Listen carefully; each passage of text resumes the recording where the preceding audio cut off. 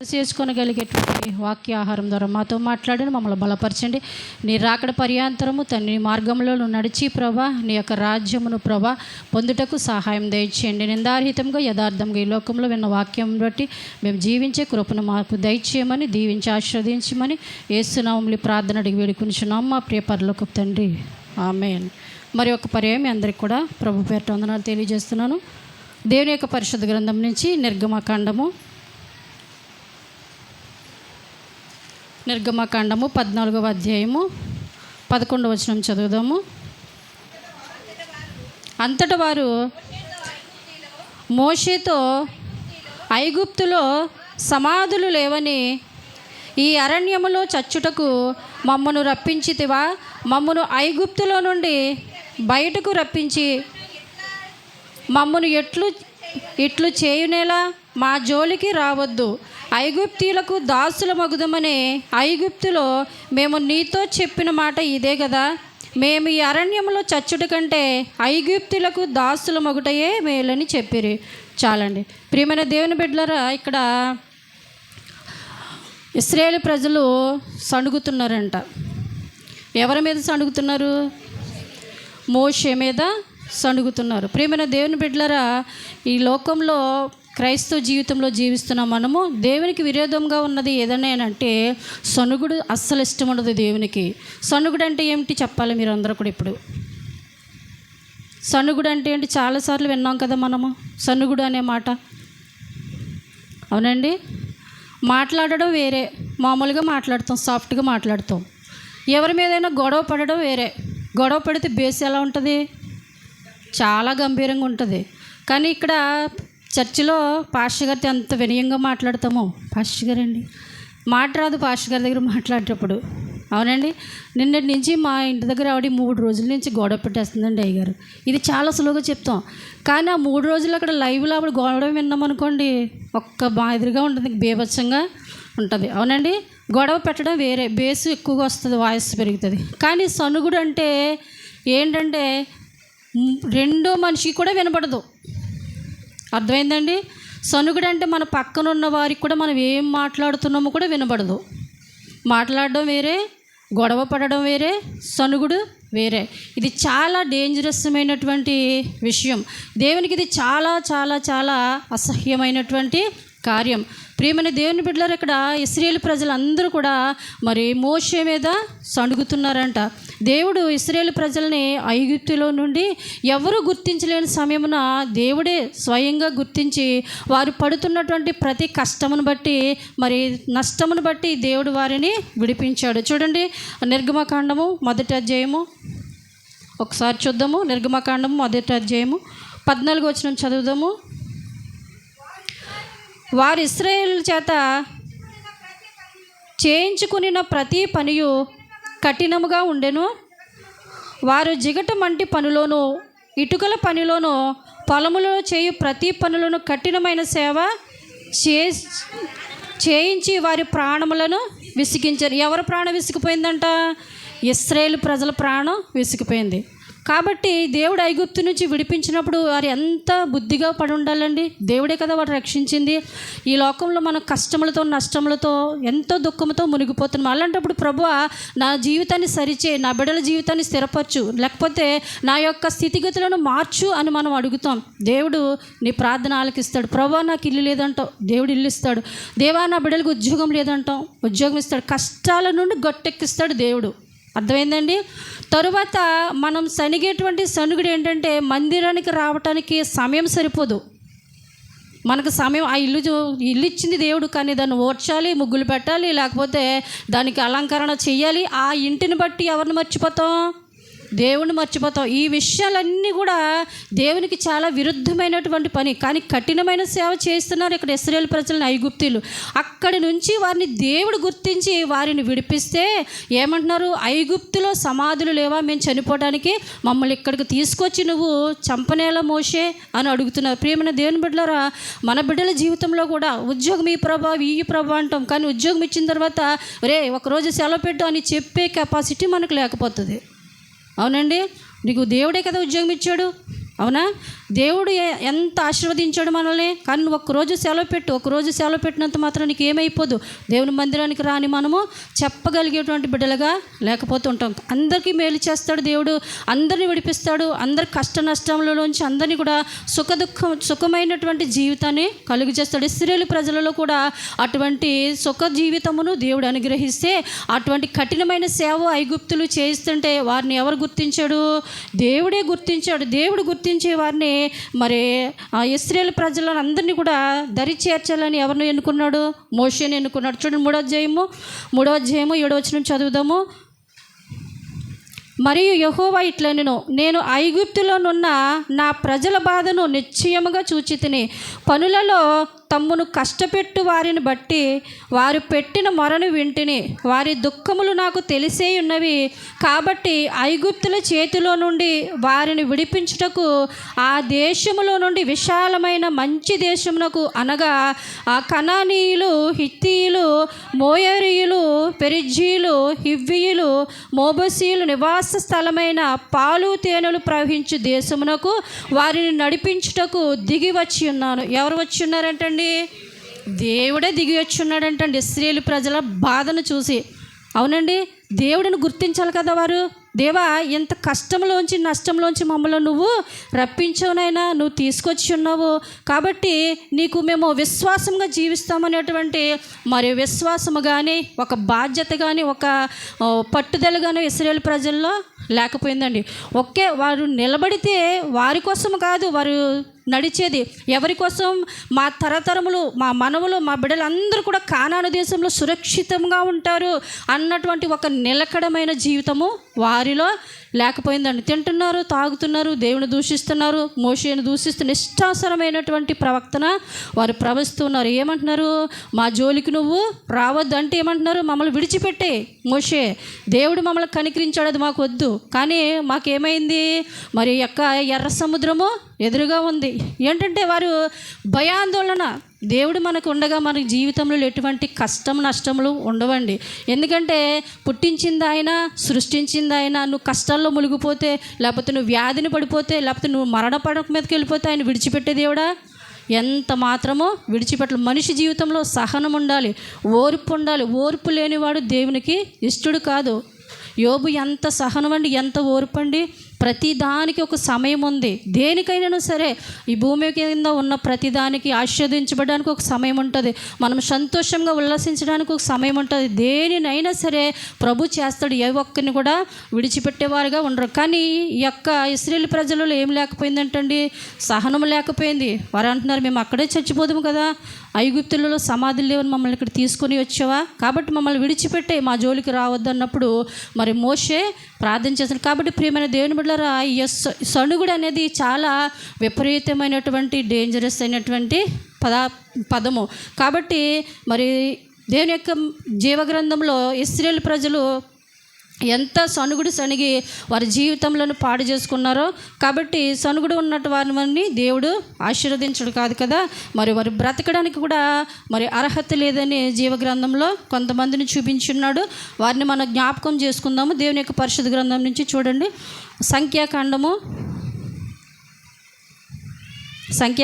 12వ అధ్యాయము. సంఖ్యాకాండం 12వ అధ్యాయము 2వ వచనం చదువుదాము. వారు మోషే చేత మాత్రమే యెహోవా పలికించిన ఆయన మా చేతను పలికింపలేదా అని చెప్పుకొనగా యెహోవా మాట వినను. చాలండి. ఏమంటున్నాడంటండి ఇశ్రాయేలు ఇక్కడ మోషే అహరోనులు మోషే చేత మాత్రమే పలికించిన మా చేత దేవుడు సణుగుకుంటున్నారంటండి. ఈ సణుగుడు ఎవరికి వినపడ్డది? వెంటనే దేవుడికి యెహోవాకి వినబడిపోయింది. వెంటనే దేవుడు ప్రత్యక్షమైపోయాడంట. వెంటనే ఏమంటున్నాడంటే, మరి మోషే భూమి మీద ఉన్నవారు అందరికంటే మిక్కిలి సాత్వికుడు కాబట్టి మీరు మోషే మీద సనగనేలా. కాబట్టి మీరందరూ ఎక్కడికి రావాలి? మీ ముగ్గురు కూడా పాలెపు గుడారం దగ్గరికి రండి అని దేవుడు ఒక ఆజ్ఞ ఇచ్చినాడని. కాబట్టి ఈ లోకంలో ఒకవేళ మీ మీద ఎవరైనా సనిగారనుకోండి, మీరు ఎవరి మీద సనగండి దయచేసి. అవునండి, మీరు సనిగారంటే మరి దేవుని రాజ్యానికి అర్హులు కాదు, దేవుడు కూడా మనలో ఉండడు, మనకి ఏ కార్యాలు ఈ భూమి మీద జరగవు. ఒకవేళ మిమ్మల్ని ఎవరైనా సనిగారు అనుకోండి, మిమ్మల్ని మీరు ఏం బాధపడండి, ఎందుకంటే మీకు విరోధముగా ఉన్న ఏ ఆయుధము కూడా వర్ధిల్లదు. అర్థమైందండి? దేవుడు సెలవిస్తూ ఉన్నాడు. ఒకవేళ ఎవరైనా మీ మీద సనిగారు అనుకో, మీరు ఏం ఫీల్ అవ్వనక్కర్లేదు, ఎందుకంటే మీకు విరోధముగా ఉన్న ఏ ఆయుధం కూడా ఈ భూమి మీద వర్ధలు. ధైర్యంగా ఉండండి. అంతేగాని అత్సమాటు సణుగుడు, లేకపోతే ఎదుటి వారిని తిట్టుకోవడం, ఇంట్లో పిల్లల్ని తిట్టడం, ఇంట్లో భర్తను తిట్టడము. ఒకసారి అలాగే ఒక సందర్భంలో మా ఇంట్లో కింద ఉన్న ఆవిడ బిడ్డను తిడుతూ ఉన్నది. వాడు ఏడుస్తున్నాడు. ఏంటి బాబు ఎందుకు ఏడుస్తున్నావు అంటే, ఆంటీ గారు మా అమ్మ తిట్టిందండి. పోన్లే అమ్మాయి కదా, ఎందుకు ఏడుస్తున్నావు అంటే, మీకేం తెలుసండి అమ్మ, మా అమ్మ ఎంతెంత బండబూతులు తిడుతుందో తెలుసండి. పోన్లే నాయన ఎందుకు ఏడుస్తుంది, మీకు తెలియదండి అమ్మగారు, నన్ను ఓల్డ్ క్లాత్ అని తిట్టిందండి అన్నాడు. ఓ దేవుడా, ఒక తల్లి బిడ్డని ఇంతలా దారుణంగా, ఆ మాటలో ఎంత విపరీతంగా వాడి గుండె చాలా వేదన పడ్డాడు, దుఃఖపడ్డాడు. దగ్గరికి తీసుకుని, పోన్లే నాన్న, ఒక సందర్భంలో నువ్వు కలిగించిన వేదన బట్టి లేకపోతే దుఃఖాన్ని బట్టి అమ్మ అలా అందేమో అని చెప్పి పాస్టర్ గారు నేను ఆ బిడ్డను వాదర్చం. ప్రేమని దేవుని బిడ్డలారా, మనం అనేస్తుంటాం, మనకి తెలియక కొన్ని మాటలు మాట్లాడుతాం. అవునండి, మన నోటి వెంట ఏ మాట వస్తుందో మనకు తెలియదు కోపంలో. కాబట్టి దానిని కంట్రోల్ చేసుకునే బిడ్డలుగా మనము క్రైస్తవ జీవితంలో ఉన్నవారు ఉండాలి. ప్రతి దానిని కూడా మనము విమర్శన చేసుకుంటూ ఉండాలి. ఏ మాట మాట్లాడుతున్నాం, ఏ మాట మాట్లాడకూడదు అనేది మనకు తెలిసి ఉండాలి మొదట. అది తెలుసున్నవాడే నిజమైన క్రైస్తవుడు. హల్లెలూయా. కాబట్టి ప్రేమైన దేవుని బిడ్డలారా, దేవుని మీద సణుగుతూ ఉన్నారంట. ప్రేమైన దేవుని బిడ్డలారా, ఇటువంటి సణుగుడు దేవునికి చాలా విరుద్ధమైనది. వెంటనే దేవుడు ఏమన్నాడు, మీ ముగ్గురు కూడా పాలెము గుడారం దగ్గరికి రండి అన్నప్పుడు మరి వారు వెళ్ళటం జరిగింది. అప్పుడు దేవుడు అంటున్నాడు, అహరోను మిరియామును చూసి, నా యాజకుడి మీద ఎందుకు మీరు సణిగి ఉన్నారు? దేవునికి మీరు ఎందుకు భయపడలేదు? అంటే యాజకుడిని గౌరవించడం అంటే ఎవరిని గౌరవించడం? దేవుడిని యాజకుడిని తిడితే మరి ఎవరిని తిట్టినట్టు? వారు అసలు మోషేనే తిట్టారు, కానీ ఈ మాట ఎవరు వచ్చారు దగ్గరికి? దేవుడు దిగి వచ్చేసాడు అంతే. ఇక్కడ విన్నారు కదండి, ఇక్కడ నా ప్రజల నిమిత్తము నేనే పైనుంచి వారి కష్టంను చూసి కిందకి దిగి వచ్చానన్నాడు దేవుడు. హల్లెలూయా. కాబట్టి యాజకుని విషయం నందు ఏ ఒక్కరు కూడా సణుగుడు మాటలు మాట్లాడకూడదు. దేవుని యొక్క ఉగ్రత మనం పొందుతాం, దేవుని యొక్క శాపం పొందుతాం. అదే శాపం వెంటనే ఆలస్యం లేకుండా మరి అహరోను మిర్యాముకు దేవుడు ఏం రప్పించాడు? కుష్టి రప్పించాడు. హల్లెలూయా. ఈ సణుగుడు ఎంత విపరీతమైనటువంటి ఇదంటే దేవునికి చాలా విరుద్ధమైనది, అసహ్యమైనది. కాబట్టి ప్రియమైన దేవుని బిడ్డలారా, ఏ ఒక్కరు కూడా ఎవ్వరి మీద సనగకూడదు. ఇష్టముంటే మాట్లాడడం, కష్టమైతే మానేయడం అంతే. ఒకవేళ నీ గృహంలో నీ బిడ్డల, లేకపోతే నీ భర్త, నీ సొంత బంధువుల, ఒకవేళ వారిని ఏమైనా కష్టపెట్టినా, ఒకవేళ దేనికన్నా సమయం ఉంటుంది, వారికి వారే ప్రశ్చాత్తాపడి దినము ఒకటి వస్తుంది. దాని వరకు మనం ఎదురు చూడాలి తప్ప ఈ లోపల అల్లకల్లాలు చేసేసుకుని, లేకపోతే మనము దేవునికి పాపం చేయబిడ్డలుగా వారిని బట్టి మనము ఎంత మాత్రం పోవద్దు. హల్లెలూయా. వెంటనే ఇక్కడ అహరోను మిరియాము వెంటనే కుష్టి రావడం జరిగింది. మరలా వారి కుష్టి పోగొట్టడానికి ఎవరు వేడుకుంటున్నారు? మోషే వేడుకుంటున్నాడు. అవునండి. మరలా అంటాడు, ప్రభువా వారిని క్షమించిన ఆయన, కాబట్టి వారిని మరలా శుద్ధినిగా చేయమని దేవుడిని వేడుకున్నప్పుడు మరలా దేవుడు ముట్టాడు, దేవుడు స్వస్థపరిచున్నాడు. కాబట్టి ప్రియమైన దేవుని బిడ్డలారా, ఎవరి మీద సనగకూడదు. ఎవరి యొక్క మరి మాటలు కూడా మనము వారిని కష్టపెట్టే బిడ్డలుగా ఉంటే కనుక దేవుడను కష్టపెట్టే బిడ్డలుగా మనము ఉంటాం. చూద్దాం, ఇంకొక మాట చూద్దాము దేవుని యొక్క పరిశుద్ధ గ్రంథం నుంచి. సంఖ్యాకాండము 21వ అధ్యాయము 4వ వచనం చదువుదాము. వారు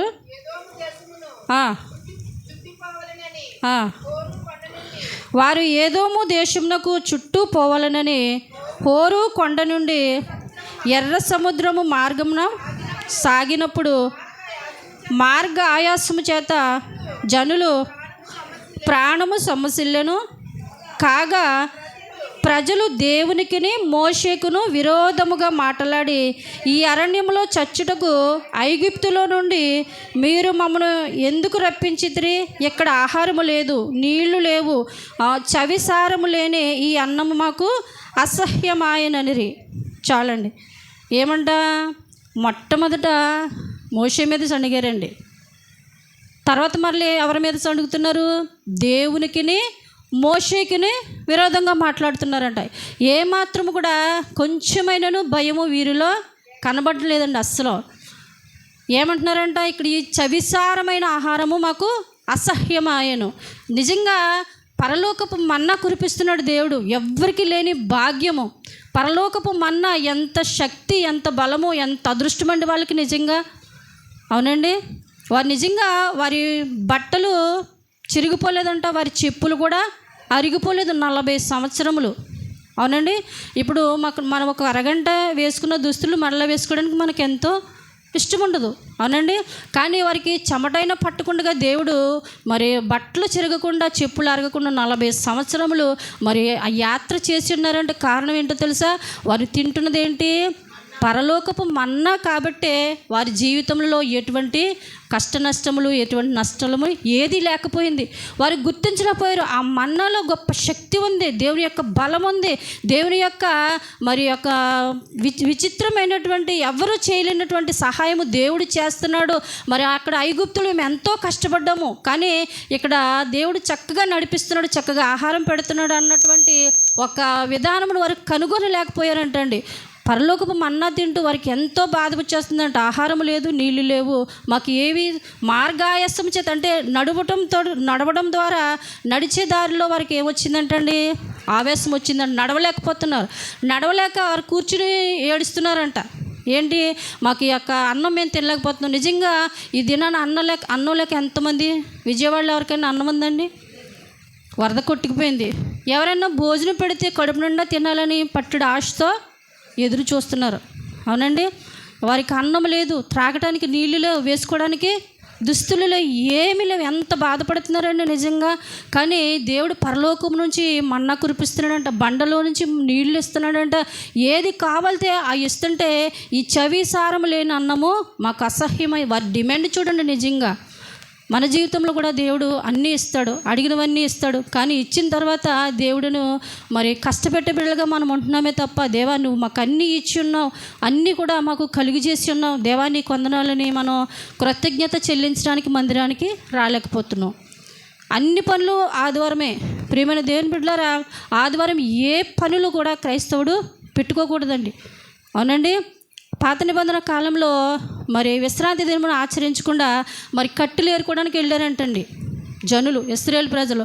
కట్టెలు ఏరుకోవడానికి వెళ్తే కొంతమంది వచ్చి అంటున్నారు, మోషేకి చెప్తున్నారు, అయ్యా మరి కట్టెలు ఏరుకోవడానికి వారు విశ్రాంతి దినమును ఆచరించకుండా వెళ్ళిపోయారంటే మరి పాత నిబంధన కాలంలో మందిరానికి వెళ్ళకపోతే, సన్నిధిని ఆచరించకపోతే వాడిని రాళ్లతో కొట్టి చంపేయాలి.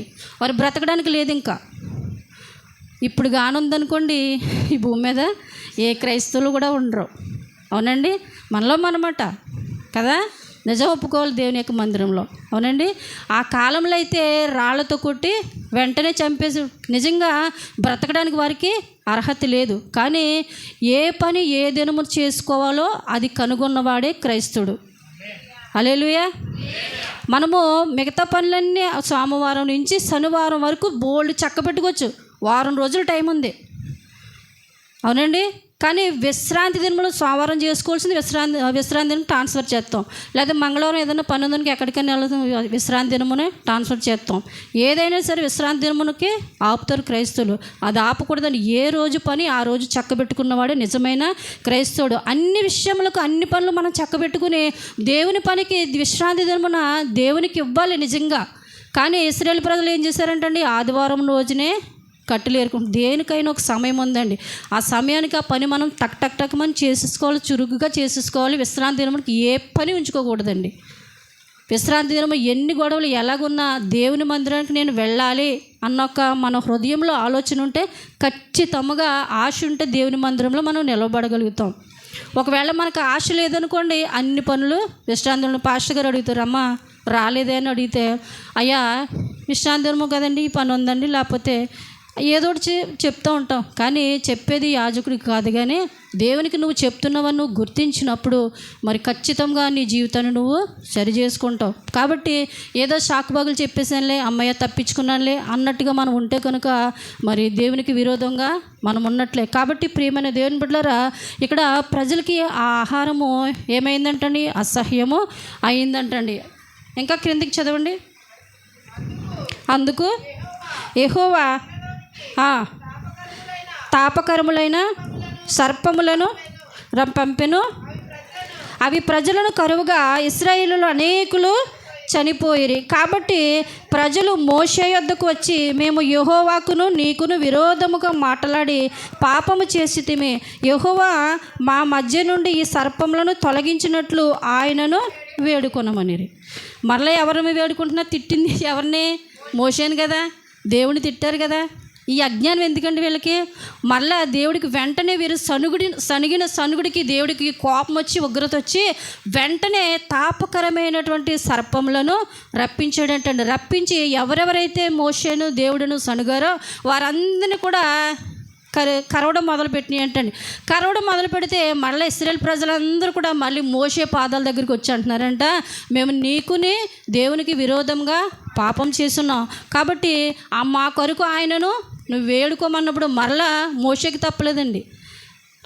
చూసారండి, సేవకునికి తప్పదు. ఒకవేళ మీరు మాట వినను వినకపోయినాను విన్నవారిని ప్రేమించాలి, వినలేని వారిని ప్రేమించాలి కదా. అవునండి. కానీ మనమైతే అలా కాదు. మన మాట విన్న వాళ్ళని జట్టే ఉంటాం. మన మాట విన్నలేని జట్టు పీస్ అంతే. అది పక్క వాళ్ళైనా పాస్టర్ గారైనా. నిజంగా చెప్పాలంటే నిజంగా ఒక మాట ఒప్పుకోనాలి మనం. ఏంటంటే ఒకవేళ మన ఇంట్లో భర్త మన మీద గొడవ పడ్డాడు అనుకోండి, బయటికి వెళ్ళిపోతారు. అవునా? పిల్లలు గొడవ పడ్డారనుకో అమ్మతో బయటికి వెళ్ళిపోతారు. అమ్మ బయటికి వెళ్ళిపోయినా తిరిగి వస్తారులేని అనుకుని ఇంకా తను వంట తను చక్క పెట్టుకుంటూ చేసుకుంటుంది. ఒకవేళ భర్త ఇంటికి రాపోయారు అనుకోండి, ఏమండి సారీ అండి రండి భోజనం చేయండి అని చెప్తాం. చెప్పారు ఎప్పుడైనా? చెప్పి మొక్కల్లాగా ఉన్నాయి. అందరూ కూడా కాంప్రమైజ్ అయ్యే భర్తల మీద లాగే ఉన్నారు. కాబట్టి ఒకవేళ బిడ్డలను ఏమైనా తిట్టామనుకున్న వాళ్ళు భోజనానికి రారు. బాబు భోజనానికి రారా? సర్లే ఇంకేమనలే, రానన్నా అది వండింది వాళ్ళు తినేంత వరకు మనకు తృప్తి ఉండదు, సాటిస్ఫాక్షన్ ఉండదు. అవునండి. ఏదోలాగా కాంప్రమైజ్ చేసి సారీ చెప్పు, లేకపోతే బిడ్డకి అడిగింది ఇచ్చో తినడానికి మేము పెడతాం. అవునండి. కానీ విశ్రాంతి దినమున యాజకుడు మందిరంలో ఏదన్నా ఒక్క మాట అంటే మరలా విశ్రాంతి దినం మందిరానికి రారు. చూసుకోండి. ఇందాకే చెప్పాను, మనల్ని మనం విమర్శన చేసుకుంటే తీర్పు పొందకపోదు. కాబట్టి యాజకుని మాత్రం సులువుగా మాట్లాడేస్తాం. కానీ నువ్వు తిట్టకపోయినా, నువ్వు ప్రేమించకపోయినాను యాజకుడు నిన్ను ఖచ్చితంగా ప్రేమించాలి. ఇశ్రాయేలు ప్రజల మీద సణుగుతున్నారు. కానీ మోషేకి తప్పిందా? తప్పలేదు. మరలా వచ్చి ప్రభా వారి పాపమును క్షమించిన ఆయన వారిని బ్రతికించమన్నప్పుడు మరలా దేవుడు అంటున్నాడు మోషేతో, సరే అయితే కాబట్టి నువ్వు ఇత్తడి సర్పం చేసి అక్కడ పెట్టు. ఆ సర్పమును ఎవరైతే చూస్తారో వారు బ్రతుకుతారు. వారు చూసిన వెంటనే వారి ప్రాణం మరలా వారికి తిరిగి వస్తుంది. కాబట్టి నువ్వు ఆ పని చేయనప్పుడు మరలా ఎత్తడి సర్పాన్ని మరి అక్కడ పెట్టినప్పుడు మరి కొన ప్రాణములతో ఉన్నవారు దానిని నిదానించి, అక్కడ కింద చదివితే మీకు ఉంటుంది, నిదానించి తేరి చూడగా వారు టక్కున బ్రతికినారని వాక్యం ఉంటుంది. కాబట్టి సణుగుడు అనేది చాలా డేంజరస్ అయినటువంటి విషయం అండి. దేవునికి చాలా అసహ్యం, దేవునికి చాలా విరుద్ధం. క్రైస్తవ జీవితం జీవిస్తున్న మన జీవితంలో సణుగుడు కనుక మనలో ఉంటే ఏది కూడా మనం జీవితంలో పొందలేము. దేవుని చిత్తాన్ని నెరవేర్చేవారుగా మనం ఎంత మాత్రం కూడా ఉండలేము. ఆయాసంతో వారు సనిగి ఉన్నారు. తాపకమైన సర్పముల చేత వారు చనిపోయి ఉన్నారు చాలామంది. అలాగనే మోషే మిరియాము కూడా యాజకుని మీద సనిగారు. వారికి కుష్టి రోగము దేవుడు అనుగ్రహించినాడు. చూడండి, ఇంకొక మాట చూద్దాం దేవుని యొక్క పరిశుద్ధ గ్రంథం నుంచి. సంఖ్యాకాండము 11వ అధ్యాయము. సంఖ్యాకాండము 11వ అధ్యాయము మొదటి నుంచి చదువుదాము. జనులు ఆయాసమును గూర్చి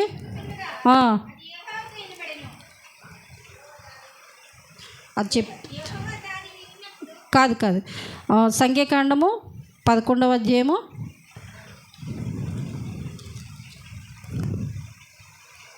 చదవండి.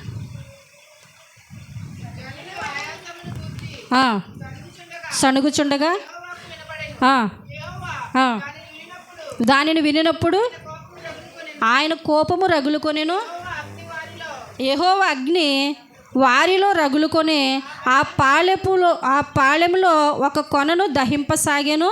జనులు మోషేకు మొరపెట్టగా మోషే యెహోవాను వేడుకొనినప్పుడు ఆ అగ్ని చల్లారెను. యెహోవా అగ్ని వారిలో రగులుకొనినందున ఆ చోటికి తబేరా అని పేరు పెట్టాను.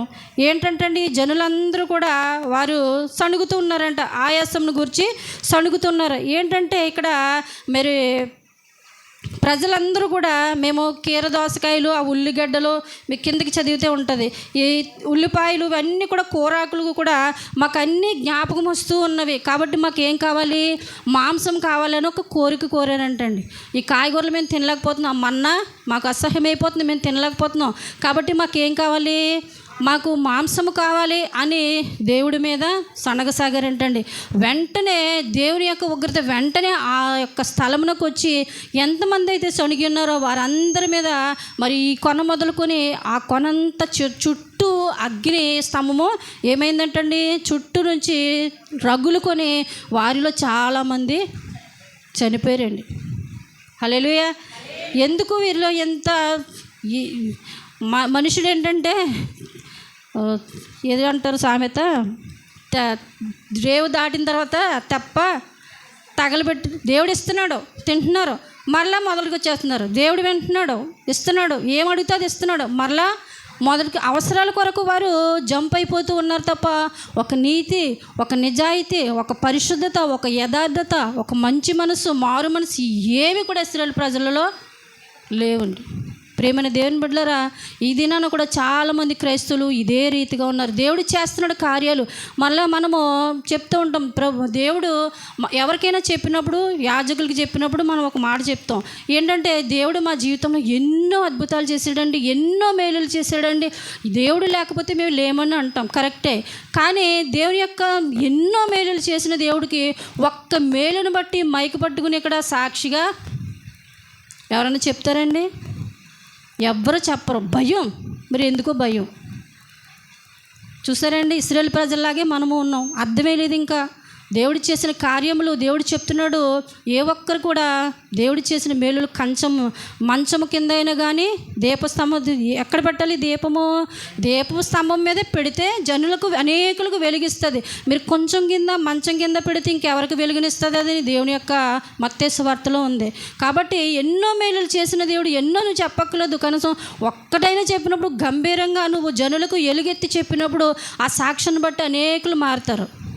కానీ మనము దేవుడి చేత చేయించేసుకుంటాం అంతే మేలు. కానీ ఒక్క మేలుని బట్టి దేవునికి అక్కడ సాక్ష్యము చెప్పేవారుగా మనము భయం మనకు వద్దండి. ఎందుకు భయము? దేవుడు అంటే భయపడితే ఇంకా అర్థమే లేదు. దెయ్యానికి భయపడాలి తప్ప దేవునికి భయపడకూడదు. ఏ ఒక్కరు కూడా. దెయ్యం అంటే భయం ఉండొచ్చు, ఒక అర్థం ఉంది, ఒక పరమార్థం ఉంది. దేవుడు అంటే మేలు చేసేవాడు, దెయ్యం అంటే కీడు చేసేది. కాబట్టి దాన్ని జోలికి వెళ్ళొద్దు. కానీ దేవుడు చేసిన మేలులను బట్టి మనము సాక్షిగా మనము నిలబడాలి. ఇక్కడ ఇశ్రాయేలు ప్రజల్ని అనేకులను అగ్నొచ్చి అక్కడ కింద మీరు చదివితే తబేరా అంటే ఏంటంటే మంట అని ఉంటుంది పుట్టినోట్లో. దేవునికి ఏం పుట్టించారంట వారు? మంట. ఇలాంటి మంట కదా, ఆయన దహించివే అగ్ని. ఆ అగ్ని ఎవరి మీద దిగిపోతుంది? తన ప్రజలు అనుకున్న వారి మీద దిగిపోతుంది. నిజంగా దారుణంగా వారు తింటున్నారు, తాగుతున్నారు, దేవుని చేత అవసరాలు తీర్చుకుంటున్నారు, దేవుని యొక్క చేత లబ్ధి పొందుతున్నారు. కీర్తన గ్రంథంలో ఉంటుంది, అరణ్యంలో ఆశించారంటే ఎడారిలో దేవుని శోధించారు. అరణ్యంలో ఎన్నో దేవుడు మేలులు చేసి ఉన్నాడు. అనేక జనులందరినీ కూడా 6 లక్షల మందిని ప్రజలను దేవుడు పోషిస్తున్నాడు. వారికి ఎంత ఆహారం కావాలి? ఆకాశం నుంచి మన్నా కురిపించాలంటే ఎంత శక్తి కావాలి, ఎంత మన్నా కావాలి? అవునండి, ఎంత మన్నా కురిపిస్తే దేవుడిని ఒక్కరు కూడా గుర్తించక విరుద్ధంగా మాట్లాడుతూ ఉన్నారు. అయితే చూడండి, 9వ వచనం కిందకి చదవండి. వారు ఏం చేస్తున్నారంట? వారి గడపల దగ్గర కూర్చుని ఏడుపు మొదలెట్టారంట. చదవండి. రాత్రి యందు కూర్చున్నప్పుడు ఆ మన్నా దాని వెంటబడెను. జనులు తమ తమ కుటుంబంలో ఎవరి గుడారపు ద్వారమునొద్ద వారు ఏడవగా మోషే వినెను. ఎందుకండి వీళ్ళు ఏడుపు? మాంసం కావాలని, మాకు మాంసం కావాలని దేవుడు మరలా వీరి కోసం మోషే విన్నాడంటండి. వీరి వేడుపు మోషే విని మరలా దేవుని వేడుకుంటున్నాడు. అయ్యా, ఈ జనులనేమన్నా నేను కన్నానా? నేనేమన్నా మోసేనయ్యా, నన్ను ఎందుకు ప్రభా నువ్వు ఎలా శోధిస్తున్నావు అని దేవుడు చెప్తున్నప్పుడు మళ్ళీ మోసే ప్రార్థన దేవుడు ఆలకించి వారి ఏడుపుని చూసి, వారి ఆయాసమును చూసి, వారి సణుగుని చూసి సరేలే అని వారికి సముద్రంలోంచి దేవుడు పూరేళ్లను రప్పించాడండి. రప్పించిన తర్వాత వారు ఏమన్నా మరి తిన్నారంటే వారి పళ్ళ సందులలో ఉండగానే చాలామంది చనిపోయారు. చూసారండి ఎంత నిజంగా విపరీతము సణుగుడు అనేది మన జీవితంలో ఉండకూడదండి. ఉన్నదా మన జీవితంలో మేలులు పొందలేం, అద్భుతాలు పొందలేం, దేవుని యొక్క మందిరానికి ముఖ్యంగా మనము రాలేము. కాబట్టి ప్రియమైన దేవుని బిడ్డలారా, వారి పళ్ళ సందులలో నమలక మునిపే వారందరూ కూడా చనిపోయినట్టుగా దేవుని యొక్క లేఖనము సెలవిస్తుంది. కాబట్టి మన జీవితంలో మరి దేవునికి మహిమకరంగా ఉండాలి. దేవుని యొక్క జీవ గ్రంథంలో ఏ విధంగా దేవుడు కోరుకుంటూ ఉన్నాడో ఆ విధంగా మనము ఉండాలి. ఇంకొక మాట చూసి ముగిస్తాం. దేవుని యొక్క పరిశుద్ధ గ్రంథం నుంచి చూడండి, మార్కు సువార్త. సమయం అయిపోయింది కాబట్టి ముగిస్తున్నాను. మార్కు సువార్త 14వ అధ్యాయము 5-6 వచనాలు చదువుదాము. ఈ అత్తరు 300 దేవనారముల కంటే ఎక్కువ వెలకమ్మి బేదలకు ఇయ్యవచ్చునని చెప్పి ఆమెను గూర్చి సణుగుకొనిరి. అందుకు యేసు ఇట్లా, నేను ఈమె జోలికి పోకిడి, ఈమెను ఎందుకు తొందర పెట్టుచున్నారు? ఈమె నా ఎడల మంచి కార్యము చేసిన. బేదలు ఎల్లప్పుడూ మీతోనే ఉన్నారు. చాలని ప్రియమైన దేవుని బిడ్డలారా, మరి ప్రభువైన యేసుక్రీస్తు వారికి మరి అత్తరు తెచ్చి స్త్రీ అభిషేకిస్తుందంట. అభిషేకించినప్పుడు మరి శిష్యులలో కొంతమంది, అంటే ఎవరు, యోధ, ఇస్కరియోతు యోధ అంటున్నాడంట, మీరు ఎందుకు దానిని వృధా చేస్తున్నారు, సణుగుకుంటున్నాడు అంట. ఆయనకి ఎందుకంటే ఆయన కొన్నాడా, పెట్టాడా, మోసాడా? ఏదైనా సరే దేవుడు ఆ అత్తరుబుడ్డు కొనడానికి డబ్బులు ఇచ్చింది ఎవరు? దేవుడే కదా. ఆవిడ ఏదో తెచ్చి అభిషేకిస్తుంటే ఈయనకి బాధ ఎందుకు? అదేదో ఈయన సంపాదించి ఆ అత్తరు తెచ్చి ఇవ్వచ్చు కదా బేదలకే. అవునండి, ఆవిడకి యేసయ్యకి అభిషేకిస్తున్న అత్తరే కావాలా? దాని డబ్బులే కావాలా? మరి యోధ సంపాదించవచ్చు కదా. ఆ యొక్క దేవుడిని అభిషేకిస్తుంటే తనకి ఎలా ఉంది? చాలామంది దేవునికి ఇవ్వరండి, ఇచ్చేవారిని ఇవ్వనివ్వరు. ఎవరైనా దేవునికి మొదటి స్థానంలో ఉన్నారనుకో, అయ్యి బాబాయ్ వాళ్ళు ఎక్కువైపోయారు, మేము తక్కువైపోయాము. నువ్వెందుకు తక్కువైపోతావు? నువ్వు కూడా అలా వచ్చి చేసినప్పుడు ఖచ్చితంగా ఆ వ్యక్తి కంటే నువ్వు అధికంగా దేవుడు నిన్ను హెచ్చిస్తాడు. అవునండి, హల్లెలూయా. మనం ఏం మాట్లాడుతున్నామో లేకపోతే ఏమి ఆలోచన చేస్తున్నామో అనేది మనము గ్రహించుకోనాలండి. ఈ యోధ అంటున్నాడు, ఎందుకు మీరు ఇంత డబ్బును వృధా చేస్తున్నారు? బేదలకు ఇవ్వచ్చు కదా అంటే దేవునికి వెంటనే కోపం వచ్చిందండి. మీరు ఆమె జోలికి పోకుడి, ఎందుకు ఆమెను మీరు తొందర పెడుతున్నారు? బేదలు ఎల్లప్పుడూ మీతోనే ఉంటారు కదా, మీరు బేదలకు సహాయం చేయండి.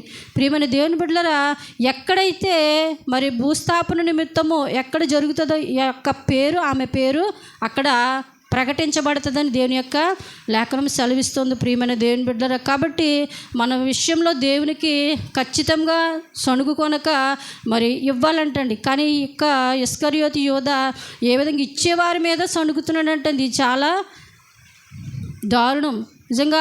చూడండి, ఆటో డబ్బుల కోసం వేసుకున్నది మీరే, చివరి వరకు కొనసాగించారా? ఈ మధ్యలో బాబోయ్ సుడిగుండం మంట పుట్టించేసారు, అంతే, మొత్తం అగ్గిని రాజైపోయింది. ఇవ్వలేదు, ఇచ్చేవారిని ఇవ్వనివ్వలేదు. చూసారండి, ఇందులో కొంతమందికి యాజకులుగా మేము అడిగింది లేదు, ఇందులో ఇవ్వండి అమ్మ ఇవ్వండి అని పెట్టింది విశ్వాసులే. అయ్యా మీరు పెట్టండి, ఇస్తారు, మీరు చేదురుగానే అన్నారు. ప్రేరేపించింది విశ్వాసులే, మానేసింది కూడా విశ్వాసులే. ప్రేమైన దేవుని బిడ్డలారా, ఎవ్వరూ ఇచ్చేవారిని ఇవ్వనరు. ఒక్కసారి జాగ్రత్తగా నువ్వు పరిశీలన చేసుకో. నువ్వు చేస్తున్న పని ఏంటి? ఒకరోజు మార్కెట్కి వెళ్తే 100 రూపాయలు చేప తెచ్చుకుంటావు కదా, నెలకు 100 రూపాయలు నీకు పెద్ద ఎక్కువేం కాదే. ఎవరి మాటలు విని నువ్వు పాడైపోయావు? అది మంచా చెడా? దేవునికి ఇచ్చుట వలన మంచి, కానీ మనకేం నాశనమేం కాదు కదా. 100 రూపాయలు 1 కోటి రూపాయలు మేము పోగొట్టుకోవు కదా. అవునండి, కానీ మనము మాట్లాడుతున్న మాట కానీ చేస్తున్న విధానం కానీ పుట్టించింది మనమే, దాన్ని సమాధి చేసేసింది కూడా మనమే. అవునండి, ప్రేమైన దేవుని బిడ్డలారా, మనం గ్రహించుకోనాలి. ఈ బాధ్యత నువ్వు స్వీకరిస్తానని నువ్వు వచ్చావంటే దానిని మరణమైనా స్వీకరించే వరకు, అంతము వరకు సహించిన వాడే ధన్యుడని దేవుని యొక్క లేఖనము సెలవిస్తుంది. ఒక బాధ్యత మందిరంలో నువ్వు తీసుకున్నావంటే ఆ బాధ్యతకు తగ్గ న్యాయము నువ్వు చెయ్యాలి, కష్టమైన నష్టమైన. ఇస్కరియోతు యోధ అంటున్నాడు, ఇవ్వట్లేదు, ఇచ్చేవారిని ఇవ్వనివ్వట్లేదు. కాబట్టి మామూలు మరణం ఇస్కరియోతు యోధ పొందలేదండి. తను నడిమికి బ్రద్దలైపోయి పేగులు బయటకు జీవగ్రంథంలో అటువంటి దుర్మరణము ఏ ఒక్కరు కూడా పొందలేదు. అటువంటి దుస్థితిని ఇస్కరియోతు యోధ తెచ్చుకున్నాడు. ఇంకొక మాట చూద్దాం దేవుని యొక్క పరిశుద్ధ గ్రంథం నుంచి 2 కొరింథీ పత్రిక 9వ అధ్యాయము చూడండి 7వ వచనం చదువుదాము. సణుగు కొనకయు బలవంతముగా కాకయు ప్రతి వాడును తన హృదయంలో ఇచ్చేయించుకొనిన ప్రకారము ఇయ్యవలను, దేవుడు ఉత్సాహముగా ఇచ్చు వారిని ప్రేమించును. మనము దేవుని మందిరానికి ఇచ్చినది అర్పణ ఏ విధంగా ఉండాలంటండి? సణుగు కొనకూడదంటండి. సణుగు కొనకయు బలవంతంగా కాదు, ప్రేమగా ఇవ్వాలి దేవునికి. హేబేలు అర్పణ అర్పించాడు, ప్రేమగా ఇచ్చాడు హేబేలు. కయ్యను ఎలా ఇచ్చాడు?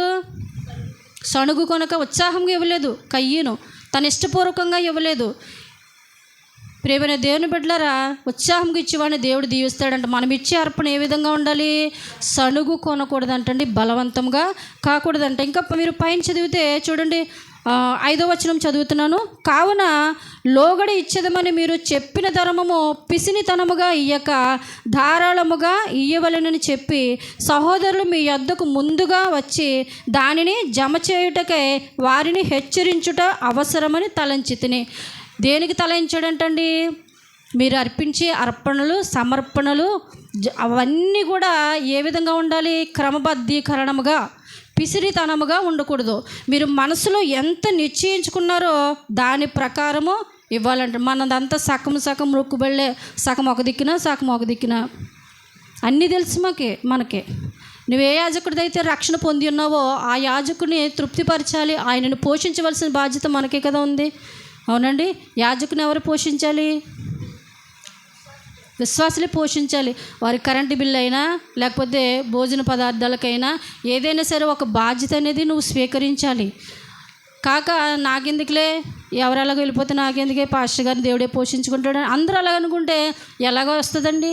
ఎంత ఖర్చు ఉంటుంది? అవన్నీ మనము అర్థం చేసుకోనాలి. కాబట్టి అపోస్తలుడైన పౌలు అంటున్నాడు ఇక్కడ, మీరు ఇచ్చే లోగడ ఏ విధంగా ఉండాలి? సణుగు కొనకూడదు, పిసినారితనంగా కాకు, బలవంతంగా కాక ఏ విధంగా ఉండాలి? ఉత్సాహముగా ఉండాలి. ఉత్సాహముగా ఇచ్చిన వారిని దేవుడు ఏం చేస్తాడంట? దీవిస్తాడు. అలాగే 6వ వచనంలో కొంచెముగా విత్తువాడు కొంచెమును పంట కోయును, సమృద్ధిగా విత్తువాడు సమృద్ధి అనే పంట కోయిన. ఇక్కడ సమృద్ధిగా అంటే పుట్టినట్లు ఏమని చూడండి, దీవెనలతో. మనకేమో ఇచ్చేది ఇవ్వలేము, కానీ దేవుడు దీవించేయాలి. నిజంగా పెదవరాలు లేమిలో 2 కాసులు వేసిందండి. ఆ యొక్క సాక్ష్యము జీవగ్రంథంలో ఎంతగానో దేవుడు ఆమెను హెచ్చించాడు. ప్రేమైన దేవుని బిడ్డలారా, దేవుడికి ఇచ్చుటలో మనం ఏమీ పాడైపోమండి. కానీ దేవుడిని, యాజకుడిని పోషిస్తే ఎవరిని పోషించినట్లు? దేవుడను పోషించినట్లు. కాబట్టి ఇక్కడ పిసినారితనంగా ఏ ఒక్కరు కూడా ఉండకూడదు, సణుగు కొనకూడదు. అలాగనే మరి బలవంతంగా కాక మీరు నిశ్చయించుకున్నది.